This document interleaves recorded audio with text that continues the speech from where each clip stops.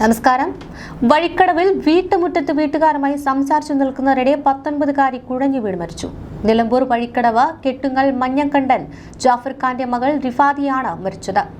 ഞായറാഴ്ച ഉച്ചയ്ക്ക് 2:30-യോടെയാണ് സംഭവം. വീട്ടുമുറ്റത്ത് നിന്നിരുന്ന റിഫാദിയ അപ്രതീക്ഷിതമായി കുഴഞ്ഞു വീഴുകയായിരുന്നു. ഉടൻ ആശുപത്രിയിൽ എത്തിച്ചുവെങ്കിലും ജീവൻ രക്ഷിക്കാനായില്ല. യാതൊരു ആരോഗ്യ പ്രശ്നങ്ങളും ഇല്ലാതിരുന്ന പെൺകുട്ടിയുടെ അപ്രതീക്ഷിത മരണം കെട്ടുങ്ങൽ ഗ്രാമത്തെ നടുക്കത്തിലാഴ്ത്തിയിരിക്കുകയാണ്. കസേരയിലിരുന്ന് സംസാരിക്കുന്നതിനിടെയാണ് റിഫാദിയ പെടുന്നിനെ കുഴഞ്ഞു വീണത്. ഉടൻ തന്നെ ബന്ധുക്കൾ ചേർന്ന് പാലാടിയിലെ സ്വകാര്യ ആശുപത്രിയിൽ എത്തിച്ചെങ്കിലും ജീവൻ രക്ഷിക്കാനായില്ല. മരണകാരണം എന്താണെന്ന് വ്യക്തമായിട്ടില്ല. മൃതദേഹം മഞ്ചേരി മെഡിക്കൽ കോളേജ് മോർച്ചറിയിലേക്കാണ് മാറ്റിയത്. പോസ്റ്റ്മോർട്ടത്തിന് ശേഷം ബന്ധുക്കൾക്ക് വിട്ടുനിൽക്കും. നൂർജഹാനാണ് റിഫാദിയയുടെ മാതാവ്. സഹോദരി റിസ്വാന.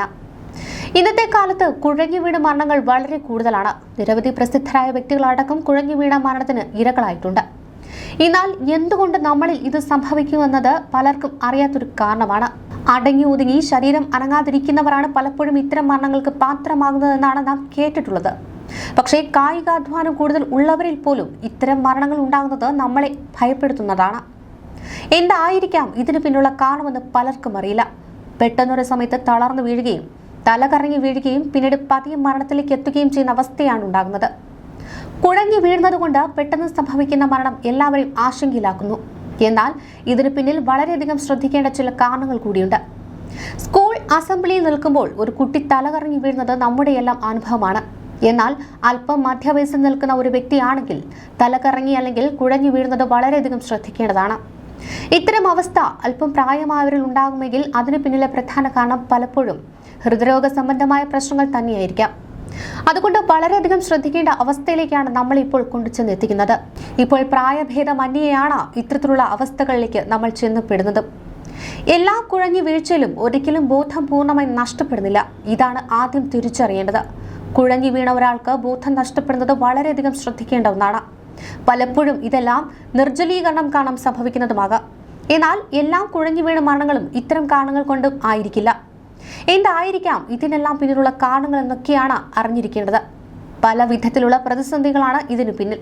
എന്നാൽ ഹൃദയ സംബന്ധമായ പ്രശ്നങ്ങളുള്ളവരിൽ കുഴഞ്ഞു വീണ മരണം പലപ്പോഴും പ്രതിസന്ധികൾ നൽകുന്ന ഒന്നാണ്. ശരീരത്തിലെ കാൽസ്യത്തിന്റെ അളവ് കുറയുന്നത്, ജോലികൾ അതികഠിനമായി പോകുമ്പോൾ, പടികൾ കയറുമ്പോൾ എല്ലാം ഹൃദയം സ്മാർട്ടാണോ അല്ലയോ എന്ന് നമുക്ക് മനസ്സിലാക്കുവാൻ സാധിക്കും. ഹൃദയ സ്തംഭനം കുഴഞ്ഞു വീണ മരണവും വളരെയധികം ബന്ധപ്പെട്ട് കിടക്കുന്നതാണ്. നെഞ്ചിലെ വേദനയോടുകൂടി ആരംഭിക്കുന്ന അവസ്ഥയിൽ പലപ്പോഴും അത് തീവ്രവുമായി വരുന്ന അവസ്ഥയിലാകും. എന്നാൽ പിന്നീട് കുറയുകയും അല്പസമയം കഴിയുമ്പോൾ കൂടുകയും ചെയ്യുന്ന അവസ്ഥയുണ്ടാകുന്നു. ഇത് തിരിച്ചറിയുകയാണ് ആദ്യം ചെയ്യേണ്ടത്. അല്ലെങ്കിൽ അത് പലപ്പോഴും മരണത്തിലേക്കും നമ്മളെ നയിക്കും. തലയിലേൽക്കുന്ന ക്ഷതങ്ങളാണ് പലപ്പോഴും ഇത്തരം പ്രതിസന്ധി ഉണ്ടാക്കുന്ന മറ്റൊരു കാര്യം.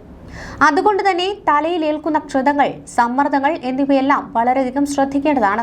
അതുകൊണ്ട് തന്നെ ഇത്തരം കാര്യങ്ങളോട് അനുബന്ധിച്ച് കുഴഞ്ഞു വീഴൽ ഉണ്ടായാൽ ആശുപത്രിയിൽ എത്തിക്കുന്നതിന് ഒരിക്കലും മടി കാണിക്കരുത്. അതുകൊണ്ട് തന്നെ വളരെയധികം ശ്രദ്ധയും വേണം.